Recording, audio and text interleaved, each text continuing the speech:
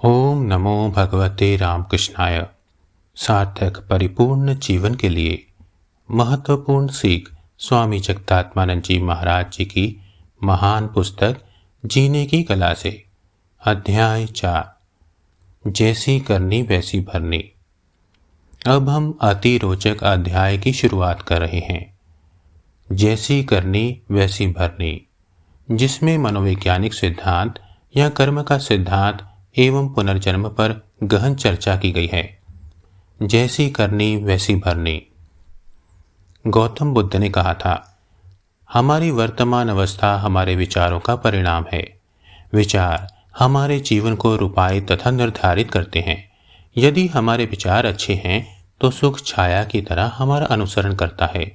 यदि हमारे विचार बुरे हैं तो निश्चय ही दुख हमारा पीछा करेगा। अमेरिकी सूक्ष्मदर्शी एडगर कैसी कहते हैं, कर्म एक मनोवैज्ञानिक नियम है और यह प्राथमिक रूप से मनोजगत में कार्य करता है, जिसमें भौतिक परिस्थितियों साधन मात्र होती हैं तथा उनके द्वारा मानसिक उद्देश्य की पूर्ति होती है। आज जिसका अस्तित्व है वह अतीत के असंख्य दिनों, युगों और कल्पों का परिणाम है। क्योंकि जीवन में निरंतरता है और चाहे वह भौतिक पदार्थों में अभिव्यक्त हो अथवा चेतना के अन्य क्षेत्रों में, उसकी अभिव्यक्ति के लिए यह आवश्यक है। स्वामी विवेकानंद ने कहा था,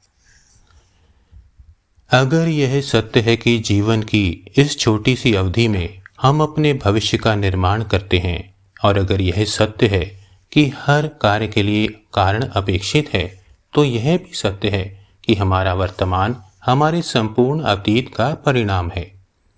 इससे यह सिद्ध होता है कि मनुष्य के भाग्य निर्माण के लिए मनुष्य के सिवा और किसी की जरूरत नहीं है। ज्ञान केवल अनुभव से प्राप्त होता है, जानने का और कोई उपाय नहीं है।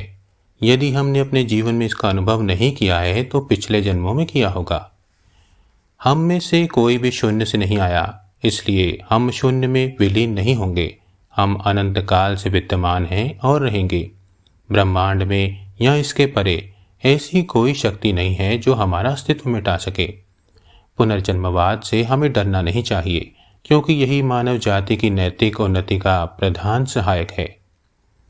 मनुष्यों के बीच और लोगों की ज्ञान अर्जन करने की क्षमताओं के बीच पाई जाने वाली व्यापक विभिन्नता के लिए पुनर्जन्म के सिवा अन्य कोई भी सिद्धांत जिम्मेदार नहीं है। शरीर का नाश होने के बाद आत्मा की गति निर्णायक क्या होगा? शरीर का नाश होने के बाद आत्मा की गति का निर्णायक क्या होगा?